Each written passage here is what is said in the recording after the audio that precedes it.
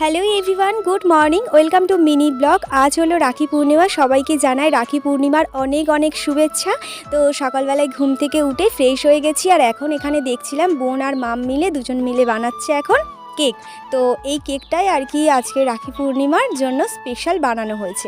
এবার শুরু হবে রাখি বাঁধা। তো তার জন্য দেখো সমস্ত কিছু রেডি করে নিয়েছি। আগে আমার মাম আর কি মামের দাদাদের আর কি রাখিটা বেঁধে নেবে, তারপর আর কি আমি আর আমার বোন আমার ভাইদের রাখিগুলো বাঁধবো।